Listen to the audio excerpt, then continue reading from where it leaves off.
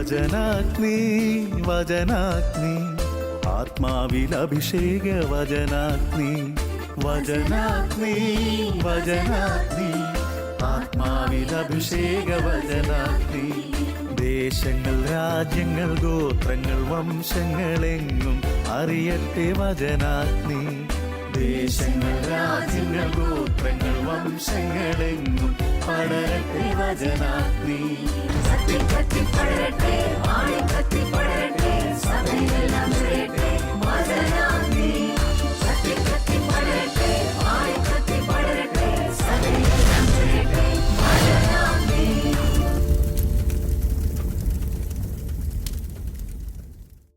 ഈശോ മിശിഹായിൽ എത്രയും സ്നേഹം നിറഞ്ഞ എൻ്റെ പ്രിയപ്പെട്ട സഹോദരങ്ങളെ, ഇന്ന് നിങ്ങളോട് വചനം സംസാരിക്കുമ്പോൾ തന്നെ ഈ തുറവിയുള്ളൊരു ഹൃദയത്തിന് വേണ്ടി നമുക്ക് പ്രാർത്ഥിക്കാം. ദൈവത്തിൻ്റെ നേർക്ക് നിനക്കൊരു ഹൃദയത്തുറവയുണ്ടായിരിക്കുക. തുറവിയുള്ള ഹൃദയവും അടഞ്ഞ ഹൃദയവും ഇത് നമ്മുടെ ധ്യാന വിഷയമായി നമ്മൾ ധ്യാനിക്കുകയാണ്. എൻ്റെ പ്രിയപ്പെട്ട സഹോദരങ്ങളെ, ഈ ശാലോം ടെലിവിഷനിലൂടെ ഈ വചന ശുശ്രൂഷ കേൾക്കുമ്പോൾ തന്നെ നിങ്ങളെ പരിശുദ്ധാത്മാവ് നയിക്കട്ടെ. വളരെ ഒരു ആത്മീയ ആനന്ദം, മനസ്സിൻ്റെ ഒരു സമാധാനവും ദൈവത്തിൻ്റെ കൃപയും അനുഭവിക്കുവാൻ ഈ വചന ശുശ്രൂഷ നിങ്ങൾക്ക് ശക്തമായിട്ട് ഒരു ദൈവാനുഭവമായിട്ട് മാറട്ടെ. ഈ വചനാത്മീയ ശുശ്രൂഷയിലൂടെ ഈ വചനം കേട്ടുകൊണ്ടിരിക്കുന്ന എല്ലാവരെയും അവരുടെ ഹൃദയങ്ങൾക്കൊരു ഹൃദയ വിശുദ്ധീകരണത്തിന് വേണ്ടി നമുക്ക് ശക്തമായിട്ട് പ്രാർത്ഥിക്കാം. ദാവീദ് രാജാവ് പ്രാർത്ഥിച്ചതുപോലെ, കർത്താവേ, ഒരു നിർമ്മലമായ ഒരു ഹൃദയം എനിക്ക് നൽകണമേ എന്ന് നമുക്ക് താഴ്മയോടെ പ്രാർത്ഥിക്കാം. നമുക്കൊരു നിമിഷം കർത്താവിനെ സ്തുതിച്ച് ഈ വചനം നമ്മുടെ ഉള്ളിലേക്ക് നിറയുന്നതിന് വേണ്ടി ആഗ്രഹിച്ച് നമുക്ക് പ്രാർത്ഥിക്കാം. Hallelujah, hallelujah, hallelujah. യേശുവേ നന്ദി, യേശുവേ സ്തുതി, യേശുവേ ആരാധന. Hallelujah, hallelujah, hallelujah, hallelujah, hallelujah, hallelujah.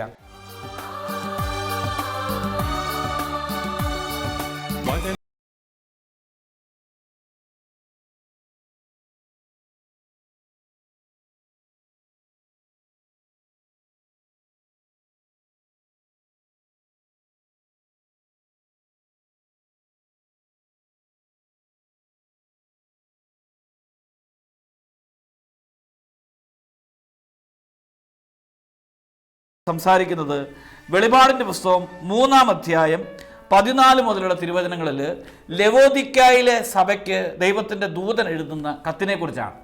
വെളിപാടിൻ്റെ പുസ്തകം അറിയാമല്ലോ, പാത്മോസ് ദ്വീപിൽ വെച്ച് യോഹന്നാൻ ശ്ലീഹായ്ക്ക് ലഭിച്ച വെളിപാടാണ്. അതിൽ 2-3 അധ്യായങ്ങൾ യോഹന്നാൻ ശ്ലീഹായുടെ കത്താണ്. 7 ദൂതന്മാർക്ക് അല്ലെങ്കിൽ 7 സഭകൾക്ക് എഴുതുന്ന കത്താണ്. ആ കത്തിൻ്റെ സാരാംശം പരിശോധിക്കുമ്പോൾ ചിലപ്പോൾ ചില സഭകൾ വളരെ കഠിനമായ പരീക്ഷണങ്ങളിലൂടെയും സഹനങ്ങളിലൂടെ കടന്നു പോകുമ്പോൾ ആ സഭയ്ക്കുള്ള പ്രോത്സാഹനവും, ചില സഭകളിൽ വിശ്വാസം ക്ഷയിച്ച് വിശ്വാസത്തിൽ നിന്ന് മാറിപ്പോകുമ്പോൾ ആ സഭയ്ക്ക് കർശനമായ താക്കീത് നൽകുന്ന കത്താണ് ഈ 7 സഭകൾക്കുള്ള എഴുത്തെന്ന് പറയുന്നത്. അങ്ങനെ ഈ 7 സഭകൾക്കുള്ള എഴുത്തും തന്നെ നമുക്ക് ആത്മീയമായിട്ട് ചിന്തിക്കുമ്പോൾ നമ്മുടെ ജീവിതവുമായിട്ട് വളരെയധികം ബന്ധമുള്ളതാണ്. ഇപ്പോൾ ലവോദിക്കായിലെ സഭയിലെ ദൂതന് ഈ എഴുത്തെഴുതുമ്പോൾ തന്നെ യോഹന്നാൻ ശ്ലീഹായിലൂടെ ഈ സഭയുടെ ആത്മീയതയെ തുറന്നു കാട്ടുന്ന ഒരു കത്താണ്. ഒരു വ്യക്തിയുടെ ആത്മീയ ജീവിതത്തെ തുറന്നു കാട്ടുന്ന ഒരു കത്താണ്. അതുകൊണ്ടാണ് ഈ ദൂതൻ എഴുതുന്നുണ്ട്, അതായത് യോഹന്നാൻ ശ്ലീഹായോട് പറയുന്നുണ്ട്, നീ ഹൃദയത്തിൻ്റെ തുറവുണ്ടായിരിക്കണം, ഹൃദയ പരിച്ഛേദനം, ഹൃദയ വിശുദ്ധീകരണം, ഉള്ളിലേക്ക് നോക്കാനായിട്ട്, ഉള്ളിലെ രഹസ്യ ജീവിതം പരിശോധിക്കുവാനായിട്ട് യോഹന്നാൻ ശ്ലീഹ ഒരു താക്കീത് പോലെ നൽകുകയാണ് രഹസ്യ ജീവിതത്തെക്കുറിച്ച്.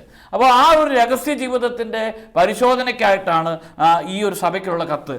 ഈ ലവോദിക്കായിലെ സഭയ്ക്ക് ഉള്ളൊരു പ്രത്യേകത, ഈ സഭയ്ക്ക് വളരെയധികം സാമ്പത്തിക അഭിവൃദ്ധിയുള്ള ഒരു സഭയാണ്. അതായത് വളരെയധികം സമ്പന്നതയുള്ള സഭയാണ്. ആ സമ്പന്നതയ്ക്ക് ഉള്ള സഭയായതുകൊണ്ട് തന്നെ ഭൗതികമായിട്ടുള്ള അഭിവൃദ്ധിയുണ്ട്, ഭൗതികമായിട്ടുള്ള ഒത്തിരിയധികം സാമ്പത്തിക ശേഷിയുണ്ട്. അങ്ങനെയുള്ളൊരു സഭയാണ് ഈ ലവോദിക്കായിലെ സഭ എന്ന് പറയുന്നത്. അപ്പോൾ ഇതിൻ്റെ ഭാഗമായിട്ട് തന്നെ ഈ ലവോദിക്കായിലെ സഭയിൽ വളരെയധികം ബാങ്കുകളുണ്ട്. മറ്റുള്ളവർക്ക് പണം കൊടുക്കുന്ന അല്ലെങ്കിൽ പണം ശേഖരിച്ച് വെക്കുന്ന ബാങ്കുകളുള്ള ഒരു സഭയാണ് ഈ ലവോദിക്കായിലെ സഭ എന്ന് പറയുന്നത്.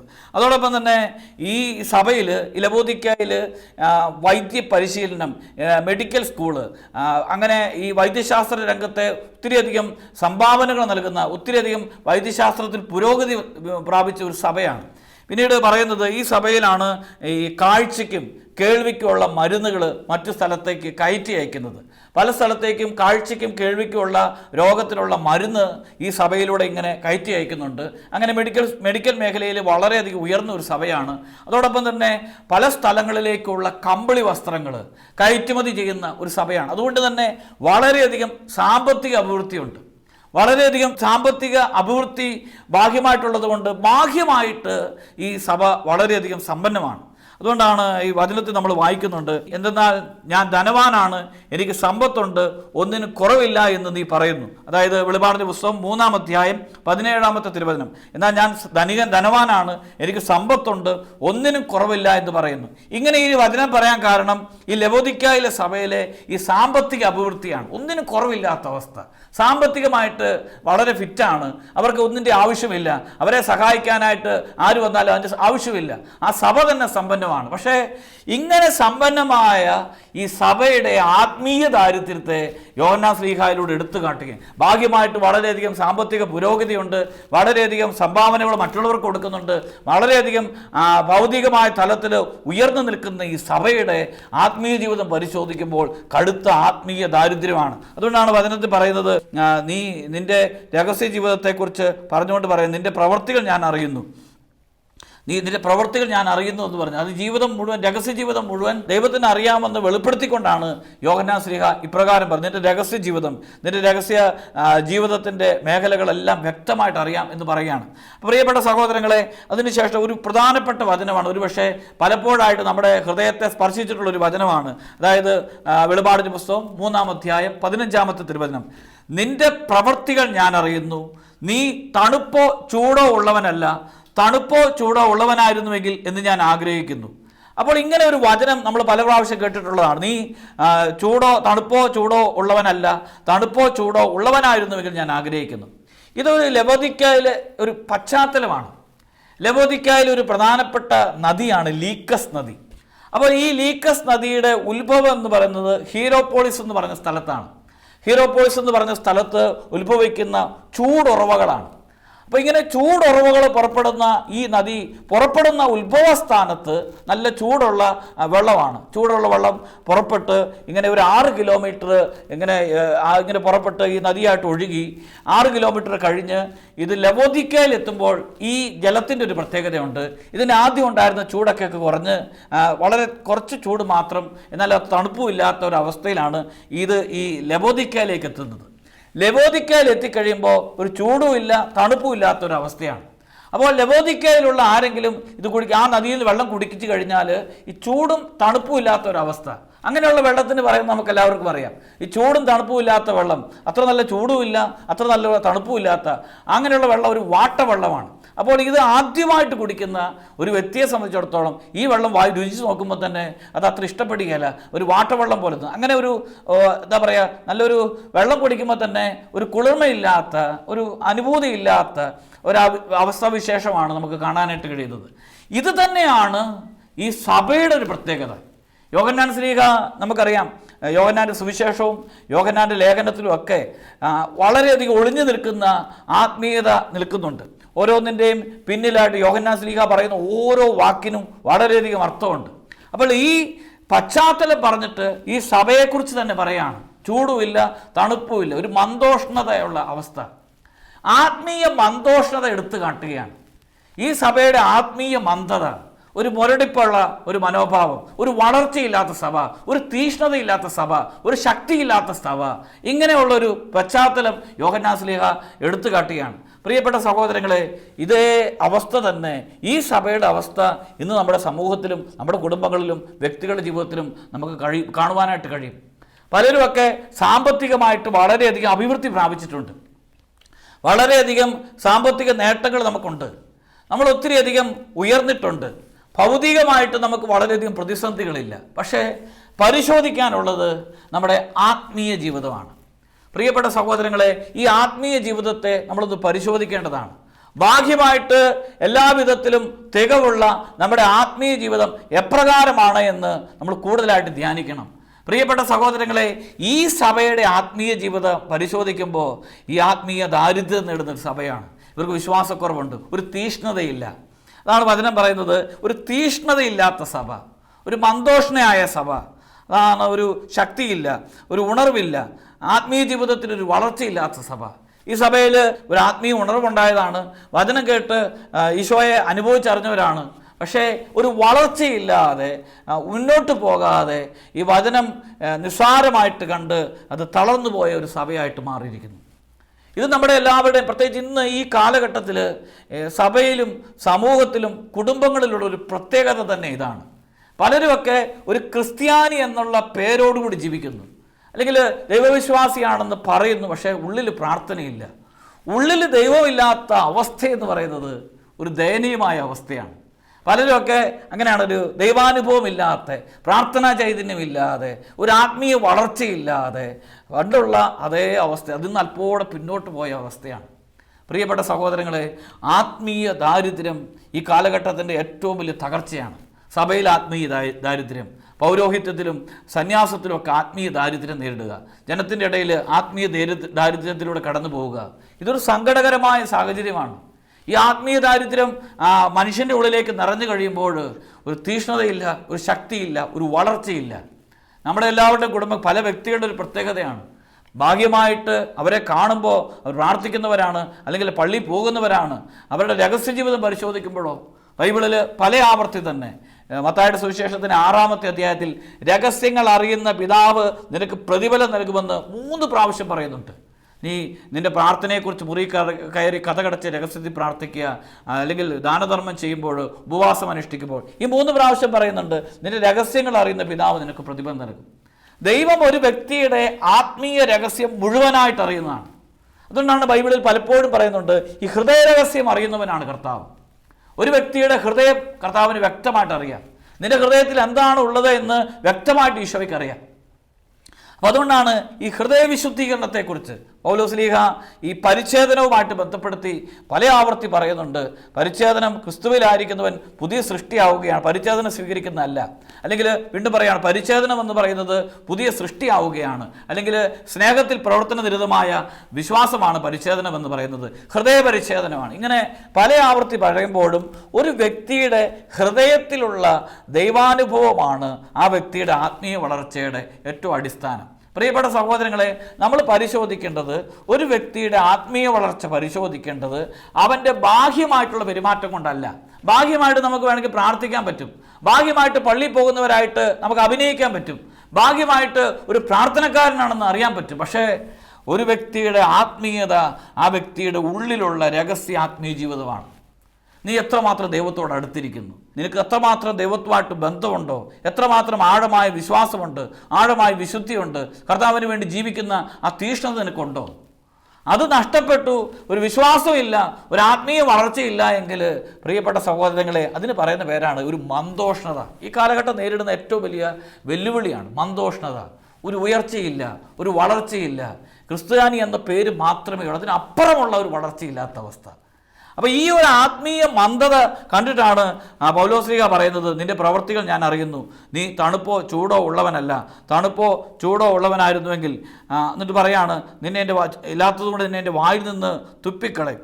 എന്നിട്ട് വീണ്ടും പറയാണ്, ആത്മീയ അന്ധതയെ സൂചിപ്പിക്കാൻ വേണ്ടി പറയാണ്, ഭൗതിക വളർച്ചയും ആത്മീയ വളർച്ചയെക്കാളും വലുതായിട്ട് ഈ കാലഘട്ടത്തിൻ്റെ ഒരു പ്രത്യേകതയാണ്. ഭൗതിക വളർച്ചയ്ക്ക് അമിതമായിട്ട് പ്രാധാന്യം കൊടുക്കുന്നു. എല്ലാവരുടെ ഒരു ചിന്തയുണ്ട്, എങ്ങനെയെങ്കിലും പണം കിട്ടണം, എങ്ങനെയെങ്കിലും ഒരു ജോലി കിട്ടണം, ഏതെങ്കിലും ഈ നാട് വിട്ട് വിദേശത്തേക്ക് പോകണം. അതിനപ്പുറമുള്ള ഒരു ദൈവീകത പലപ്പോഴും നഷ്ടപ്പെട്ടു പോകുന്നുണ്ട്. എനിക്ക് ആത്മീയമായിട്ട് പ്രാർത്ഥിക്കണം, എൻ്റെ പ്രാർത്ഥനയിൽ അല്പം പിന്നോട്ടാണ് ഞാൻ ഇരിക്കുന്നത്, എനിക്ക് കൂടുതലായിട്ട് പ്രാർത്ഥിക്കണം, എനിക്കൊരു വിശുദ്ധനാകണം. ആ ഒരു ചൈതന്യം നഷ്ടപ്പെടുന്ന ഒരു അന്തരീക്ഷം നമുക്ക് കാണാനായിട്ട് കഴിയും. പ്രിയപ്പെട്ട സഹോദരങ്ങളെ, അതിൽ നിന്ന് പരിപൂർണമായ വിടുതലുണ്ടാകണം. അപ്പോൾ ഈ സഭയ്ക്കൊരു പ്രത്യേകതയുണ്ട്.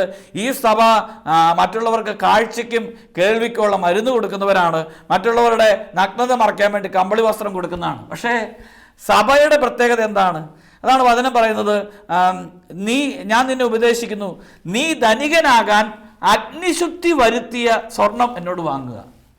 അപ്പോൾ ധനികനാകാൻ അഗ്നിശുദ്ധി വരുത്തിയ സ്വർണം. അഗ്നിശുദ്ധി വരുത്തിയ സ്വർണം എന്ന് പറഞ്ഞാൽ ഈ സ്വർണം അഗ്നിയിലൂടെ കടന്നു പോകുമ്പോഴാണ് ഒരു വിശുദ്ധി, അതായത് അതിന് മാറ്റുകൂടുന്നത്. ഇതുപോലെ ഒരു ദൈവത്തിൻ്റെ മകൻ, ഒരു മകള് കടുത്ത പരീക്ഷണങ്ങളിലൂടെ, സഹനങ്ങളിലൂടെ കടന്നുപോയി ദൈവവുമായിട്ടുള്ള ഒരു ബന്ധം സ്ഥാപിക്കുന്ന ഒരു തലമുണ്ട്. നിനക്കൊരു വിശുദ്ധീകരണം സംഭവിക്കണം. വിശുദ്ധീകരണം സംഭവിക്കുന്നത് നിന്റെ ഭൗതിക സന്തോഷങ്ങളെക്കാൾ ഉപരിയായിട്ട് നിന്റെ ജീവിതത്തിൽ ആത്മീയ സന്തോഷങ്ങൾക്ക് വില കൊടുക്കുമ്പോൾ അറിയാതെ തന്നെ ഒരു വിശുദ്ധീകരണമുണ്ട്. അതുകൊണ്ടാണ് ബൈബിളിൽ പറയുന്നത്, 1 തെസ്സലോനിക്കക്കാർക്ക് എഴുതിയ ലേഖനം 4-ാം അധ്യായം 3-ാമത്തെ തിരുവചനം, നിങ്ങളുടെ വിശുദ്ധീകരണമാണ് ദൈവം അഭിലഷിക്കുന്നത്. നിങ്ങളുടെ വിശുദ്ധീകരണമാണ് ദൈവം അഭിലഷിക്കുന്നത്. അതിന് പറയാണ്, സമ്പത്തുണ്ടാക്കേണ്ടത് ഒരിക്കലും ഈ സ്വർണം കൊണ്ടല്ല, മറിച്ച് വിശുദ്ധീകരിക്കപ്പെട്ട സഹനത്തിൻ്റെ തീച്ചുളയിലൂടെ നീ കടന്നുപോയി ഒരു വിശുദ്ധീകരണം നിനക്ക് സംഭവിച്ചിട്ടാണ് നീ ധനികനാകേണ്ടത്. നമുക്കറിയാം, സക്കേവൂസിന് ഈശോയെ കണ്ടെത്തുന്നതിന് മുമ്പും ധനമുണ്ട്, ഈശോയെ കണ്ടെത്തിയതിന് ശേഷമുള്ള ധനമുണ്ട്. ഈ രണ്ട് ധനത്തിനും പ്രത്യേകതയുണ്ട്. ഒന്ന്, ദൈവമില്ലാത്ത സമ്പത്താണ്. ദൈവമില്ലാത്ത സമ്പത്തിൻ്റെ പിന്നിൽ കണ്ണുനീരുണ്ട്, വിഷമങ്ങളുണ്ട്. അതുകൊണ്ടാണ് ഈശോ മിശിഹായെ കാണാനായിട്ട് അവൻ ആഗ്രഹിച്ചത്. ദൈവമില്ലാത്ത സമ്പത്ത് അവന് ഉറക്കം നൽകിയിട്ടില്ല. ദൈവമില്ലാത്ത സമ്പത്ത് സമാധാനം നൽകിയില്ല. ദൈവമില്ലാത്ത സമ്പത്ത് അവൻ ഐശ്വര്യം നൽകിയില്ല. അതുകൊണ്ട് അവൻ ഈശോയെ കാണാൻ ആഗ്രഹിച്ചു. ഇനി രണ്ടാമത്, അവനെല്ലാം ഈശോ വന്നതിന് ശേഷം ഒരു മാറ്റമായിട്ട് അവൻ്റെ ജീവിതത്തിൽ സംഭവിച്ചു. അവൻ തനിക്കുള്ളതെല്ലാം 4 ഇരട്ടിയായിട്ട്, പ്രത്യേകിച്ച് ആരുടെങ്കിലും വക വഞ്ചിച്ചിട്ടുണ്ടെങ്കിൽ 4 ഇരട്ടിയായിട്ട് കൊടുത്തു. അതോടൊപ്പം തന്നെ സ്വത്തിൽ പകുതി ദരിദ്രർക്ക് കൊടുത്തു. ഈശോ വന്നു കഴിഞ്ഞപ്പോൾ അവനൊരു മാറ്റമുണ്ട്. ഈശോ വന്നു കഴിഞ്ഞപ്പോൾ അവനെ സംബന്ധിച്ചിടത്തോളം അവൻ്റെ ഏറ്റവും വലിയ സമ്പത്ത് ഈശോയാണ്. ഒരു വ്യക്തിയുടെ ഏറ്റവും വലിയ സമ്പത്ത് ദൈവം തന്നെയാണ്. പ്രിയപ്പെട്ട സഹോദരൻ, ദൈവാനുഗ്രഹത്തിൽ കൂടുതൽ എന്ത് വലിയ സമ്പത്താണ്. നമുക്ക് ദൈവാനുഗ്രഹമില്ലാതെ നമ്മുടെ ജീവിതത്തിൽ എത്രമാത്രം നേടിയത് കൊണ്ട് എന്ത് പ്രയോജനമാണ്. അതുകൊണ്ടാണ് നമുക്കറിയാം, ഒരു ലോകം മുഴുവൻ നേടിയാലും സ്വന്തം ആത്മാവിനെ നഷ്ടപ്പെടുത്തിയാൽ എന്ത് പ്രയോജനമെന്ന് വചനം പറയുന്നത്. മത്തായിയുടെ സുവിശേഷം 16-ാം അധ്യായം 26-ാമത്തെ തിരുവചനം. ദൈവമില്ലാത്ത അനുഗ്രഹം എന്ന് പറഞ്ഞാൽ അനുഗ്രഹമല്ല. ദൈവമില്ലാത്ത ധനത്തിന് നമ്മളെ സന്തോഷിപ്പിക്കാൻ പറ്റിയല്ല. ദൈവമില്ലാത്ത സൗഭാഗ്യങ്ങൾ തൃപ്തിപ്പെടുത്തിയാൽ, ഇന്ന് മനുഷ്യൻ ആഗ്രഹിക്കുന്നത് ദൈവത്തെ മാറ്റി നിർത്തിയിട്ടുള്ള വിവാഹ ആഘോഷങ്ങൾ, ചടങ്ങുകൾ, ദൈവത്തെ മാറ്റി നിർത്തിയിട്ടുള്ള അടിച്ചുപൊളിച്ചുള്ള ജീവിതം, അതിനൊക്കെ കുറേ കഴിയുമ്പോൾ നമുക്ക് കണ്ണുനീര് നൽകാനേ കഴിയുള്ളൂ. നമ്മുടെ പല ആഘോഷങ്ങൾക്കും പ്രത്യേകത, പല ആഘോഷങ്ങളും കഴിയുമ്പോൾ ആഘോഷങ്ങളുടെ അവസാനം കണ്ണുനീരുണ്ട്. എന്നാൽ ഈ സക്കേവൂസിന് ഈശോ മിശിഹായെ കണ്ടെത്തിയതിന് ശേഷമുള്ളൊരു സന്തോഷമുണ്ട്. സക്കേവൂസിന് ഈ ദൈവത്തെ കിട്ടിയതിന് ശേഷം സക്കേവൂസ് രക്ഷപ്പെട്ടു. അതുകൊണ്ടാണ് ഇന്ന് ഈ കുടുംബം രക്ഷ പ്രാപിച്ചു. അതിനുശേഷം എന്നുള്ളത് സക്കേവൂസിൻ്റെ ജീവിതത്തിൽ ഈ ദൈവത്തിന് സ്ഥാനം കൊടുത്തിട്ടുള്ളൊരു സന്തോഷമുണ്ട്. ഒരു വ്യക്തി ജീവിതത്തിൽ ദൈവത്തിന് സ്ഥാനം കൊടുക്കുമ്പോൾ ആ സ്ഥാനം കൊടുക്കുന്നതിൻ്റെ ഫലമായിട്ടുള്ളൊരു സന്തോഷമുണ്ട്. നീ ദൈവത്തിന് വില കൊടുക്കുമ്പോൾ നിൻ്റെ ജീവിതത്തിന് ഒരു ഐശ്വര്യമുണ്ട്. നീ ദൈവത്തിന് വില കൊടുത്ത് ജീവിക്കുമ്പോൾ നിൻ്റെ ജോലിക്ക് ഒരു അഭിഷേകമുണ്ട്. നീ ദൈവത്തിന് വില കൊടുത്ത് ജീവിക്കുമ്പോൾ നീ ചെയ്യുന്ന ഏത് ശുശ്രൂഷകൾക്കും ഒരു അനുഗ്രഹമുണ്ട്. അപ്പോൾ അങ്ങനെയുള്ളൊരു അനുഗ്രഹം വളരെ പ്രധാനപ്പെട്ടതാണ്. ആ സമ്പത്താണ്. അതുകൊണ്ടാണ് ഈ സഭയെക്കുറിച്ച് പറയുന്നത്, നീ ധനികനാകാൻ വേണ്ടി സ്വർണം സംഭരിക്കുന്നതല്ല, അഗ്നിശുദ്ധി വരുത്തിയ സമ്പത്ത്. അതായത് ഈ ദൈവാനുഭവം സഹനങ്ങളിലൂടെയും തീഷ്ണതയിലൂടെയും വളരെയധികം പ്രതിസന്ധികളിലൂടെയും കടന്നുപോയി പ്രാർത്ഥനയിലും വിശ്വാസ സ്ഥിരതയിലും നിന്നിട്ട് കിട്ടുന്ന സമ്പത്തുണ്ട്. രണ്ടാമത് പറയുന്നുണ്ട്, നീ ധനികനാകാൻ അഗ്നിശുദ്ധി വരുത്തിയ സ്വർണം എന്നോട് വാങ്ങുക, നിന്റെ നഗ്നത കണ്ട് മറ്റുള്ളവർ ലജ്ജിക്കാതിരിക്കുവാൻ ശുഭ്രവസ്ത്രങ്ങൾ എന്നോട് വാങ്ങുക. അപ്പോൾ ഈ നാട്ടിലുള്ളവർ കമ്പിളി കൊടുത്ത് മറ്റുള്ളവരുടെ നഗ്നത മറയ്ക്കുന്നവരാണ്, അല്ലെങ്കിൽ മറ്റുള്ളവരുടെ തണുപ്പ് അകറ്റുന്നവരാണ്. പക്ഷേ മറ്റുള്ളവർക്ക് വസ്ത്രം കൊടുക്കുമ്പോഴും ഇവരുടെ യഥാർത്ഥ അവസ്ഥ എന്താണ്? സ്വന്തം നഗ്നത മറയ്ക്കാതെ മറ്റുള്ളവരെ ഉടുപ്പിക്കുന്ന ഒരവസ്ഥ. പ്രിയപ്പെട്ട സഹോദരങ്ങളെ, പലപ്പോഴും നമ്മുടെ ജീവിതത്തിൽ നമ്മൾ പലരെയും കറക്റ്റ് ചെയ്യാറുണ്ട്, നമ്മൾ പലരെയും ഉപദേശിക്കാറുണ്ട്, നമ്മൾ പലരെയും പ്രാർത്ഥിക്കണമെന്ന് പറയാറുണ്ട്. നമ്മുടെ ആത്മീയ സ്ഥിതി എന്താണ്? ഇവർ മറ്റുള്ളവരെ സഹായിക്കുകയും മറ്റുള്ളവരെ ഉടുപ്പിക്കുകയും ചെയ്യുമ്പോൾ അവരുടെ വിശുദ്ധിയുടെ, മറ്റുള്ളവർക്ക് നല്ല കാര്യങ്ങൾ പറഞ്ഞപ്പോൾ സ്വന്തം ജീവിതം നഗ്നമായിട്ട്, ദൈവാനുഭവം ഇല്ലാത്ത, ദൈവത്തെ നഷ്ടപ്പെടുത്തുന്ന ഒരു അവസ്ഥ എന്ന് പറഞ്ഞ നഗ്നത തന്നെയാണ്. സ്വന്തം ജീവിതത്തിൽ ദൈവത്തെ നഷ്ടപ്പെടുത്തി മറ്റുള്ളവരോട് സുവിശേഷം പ്രസംഗിക്കുന്ന ഒരവസ്ഥ, അത് ഏറ്റവും ഒരു തകർച്ചയെന്ന് പറയാൻ പറ്റുള്ളൂ. ദൈവാനുഭവമില്ലാതെ ദൈവത്തെക്കുറിച്ച് പറയുക. അപ്പോൾ സ്വന്തം ജീവിതം, അതായത് സ്വന്തം അവസ്ഥ നഗ്നത എന്നുണ്ട് നിറഞ്ഞതാണ്. എന്നിട്ട് പറയണം മറ്റുള്ളവർക്ക് വസ്ത്രം കൊടുക്കുന്നവരാണ്. വീണ്ടും പറയുന്നത് എന്താണ്? അതായത് നിന്റെ നഗ്നത മറ്റുള്ളവർ കണ്ട് ലജ്ജിക്കാതിരിക്കുവാൻ ശുഭ്രവസ്ത്രങ്ങൾ എന്നോട് വാങ്ങുക, കാഴ്ച ലഭിക്കുന്നതിന് കണ്ണിനെഴുതാനുള്ള അഞ്ജനവും എന്നോട് വാങ്ങുക. അപ്പോൾ ഇവർക്ക് കണ്ണിൻ്റെ അസുഖം മാറാനായിട്ട് മരുന്ന് കയറ്റി ചെയ്യുന്നുണ്ട്. പക്ഷേ സ്വന്തം കണ്ണ് മൂടപ്പെട്ട അവസ്ഥയാണ്, സ്വന്തം കണ്ണ് മൂടപ്പെട്ട, സ്വന്തം ചെവി അടഞ്ഞ അവസ്ഥയാണ്. ദൈവത്തെ തിരിച്ചറിയാൻ പറ്റാത്ത അവസ്ഥ എന്ന് പറയുന്നത് മൂടപ്പെട്ട അവസ്ഥയാണ്. ദൈവത്തെ അനുഭവിക്കാൻ പറ്റാത്തത് യഥാർത്ഥത്തിൽ ഒരു ബധിരത തന്നെയാണ്. ദൈവത്തെ അറിയുക, ദൈവത്തെ സ്നേഹിക്കുക, ദൈവത്തെ തിരിച്ചറിയുക. ഏറ്റവും വലിയ അറിവെന്ന് പറയുന്നത് ദൈവത്തെ ഒരു വ്യക്തി അറിയുന്ന, അതിന് പറയുന്ന പേരാണ് തിരിച്ചറിവ്. ദൈവമാണ് ജീവിതത്തിൻ്റെ എല്ലാം. ദൈവത്തെ കൂടാതെ എനിക്കൊന്നും ചെയ്യാൻ കഴിയല്ല. അതൊരു തിരിച്ചറിവ് തന്നെയാണ്. പ്രിയപ്പെട്ട സഹോദരങ്ങളെ, ഇങ്ങനെ ഇവരോട് പറഞ്ഞതിന് ശേഷം പറയാണ്, ഈ തീഷ്ണതയുള്ളവനാവുക, അനുതപിക്കുക. ആത്മീയ ജീവിതത്തിൽ ഒരു തീഷ്ണത നഷ്ടപ്പെടാതിരിക്കുക. അതിനെ പറയുന്നത് ഇങ്ങനെയാണ്: ഞാൻ സ്നേഹിക്കുന്നവരെ ശാസിക്കുകയും ശിക്ഷിക്കുകയും ചെയ്യുന്നു, അതുകൊണ്ട് നീ തീഷ്ണതയുള്ളവനാവുക, അനുതപിക്കുക. ആത്മീയ ജീവിതത്തിൽ ഈ തീഷ്ണത വളരെ പ്രധാനപ്പെട്ട ഒരു ഘടകമാണ്. തീഷ്ണതയുള്ളവനായിത്തീരുക. അതുകൊണ്ടാണ് തീഷ്ണതയിൽ മാന്ദ്യം കൂടാതെ ആത്മാവിൽ ജ്വലിക്കുന്നവരായിത്തീരുവിൻ. റോമാലേഖനത്തിൽ 12-ാം അധ്യായം 11-ാമത്തെ തിരുവചനത്തിൽ നമ്മൾ വായിക്കുന്നുണ്ട്. ഏലിയ ഹോറബിൽ പ്രാർത്ഥിച്ചുകൊണ്ടിരിക്കുമ്പോൾ ദൈവമായ കർത്താവ് ഏലിയായോട് ചോദിക്കുന്നു, ഏലിയ ഏലിയ നീ എന്തെടുക്കുന്നു? ഏലിയ പറയുന്നുണ്ട്, കർത്താവെ, അങ്ങയെക്കുറിച്ചുള്ള തീഷ്ണതയാൽ ഞാൻ ജ്വലിക്കുകയാണ്. ദൈവമായ കർത്താവിനെക്കുറിച്ചുള്ള തീഷ്ണതയാൽ ജ്വലിക്കുക. ആ തീഷ്ണത എത്രമാത്രമുണ്ട്! പൗലോസ്ലീഹായുടെ തീഷ്ണതയാണ്. പൗലോസ്ലീഹായെ ഒരിക്കൽ കല്ലെറിഞ്ഞ് മരിച്ചു എന്ന് കരുതി എല്ലാവരും വിട്ടുപോകുമ്പോൾ പൗലോസ്ലീഹായുടെ ശിഷ്യന്മാർ വരുമ്പോൾ പൗലോസ്ലീഹ എഴുന്നേൽക്കുന്നു, പിറ്റേ ദിവസം സുവിശേഷം പ്രഘോഷിക്കാൻ പോവുക.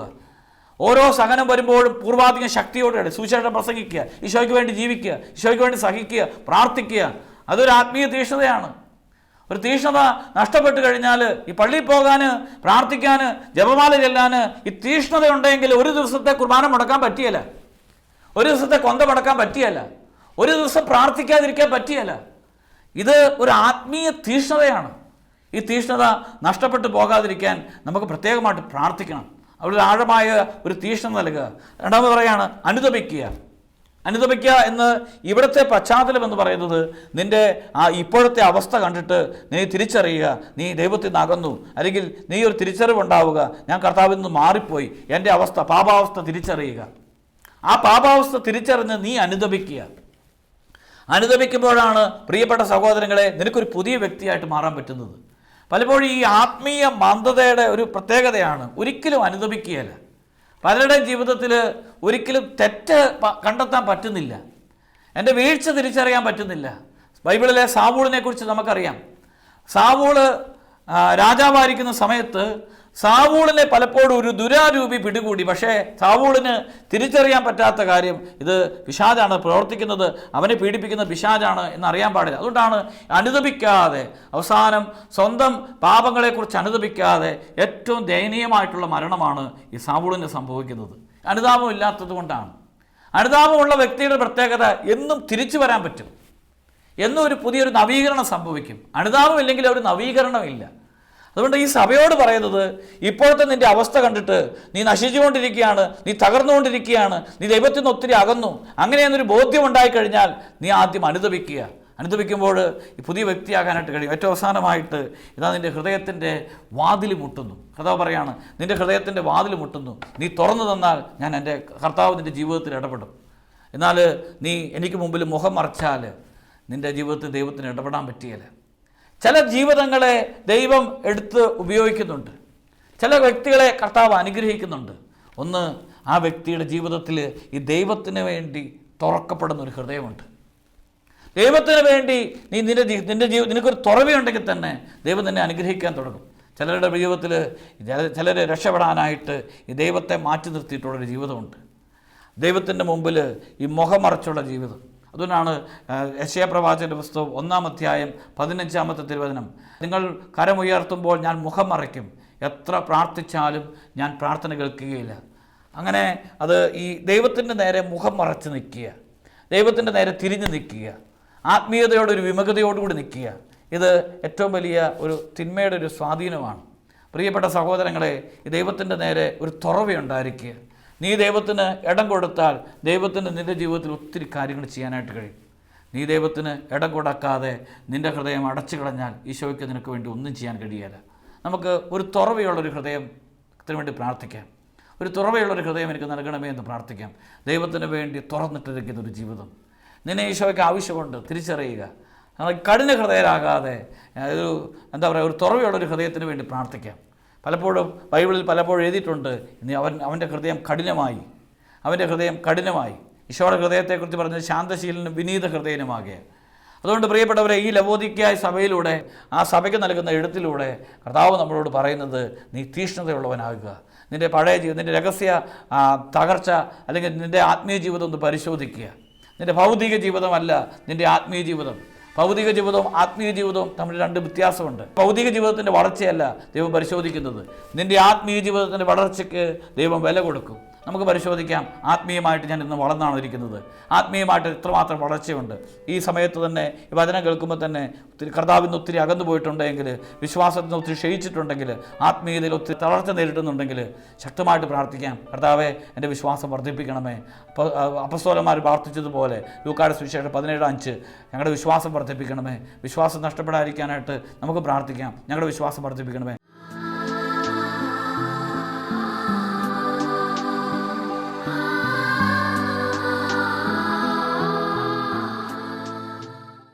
കരങ്ങൾ ഉയർത്തിപ്പിടിച്ച് കർത്താവെ വിശ്വാസത്തിൽ ഞങ്ങളെ വളർത്തണമേ, ശക്തിപ്പെടുത്തണമേ എന്ന് പ്രാർത്ഥിച്ച് സ്തുതിച്ച് ആരാധിച്ച് മഹത്വപ്പെടുത്താം. ഹാലലുയാ ഹാലലുയാ ഹാലലുയാ ഹാലലുയാ ഹാലലുയാ ഹാലലുയാ.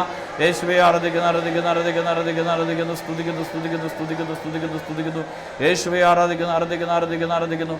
ഹാലലുയാ ഹാലലുയാ ഹാലലുയാ ഹാലലുയാ ഹാലലുയാ ഹാലലുയാ. യേശുവേ നന്ദി.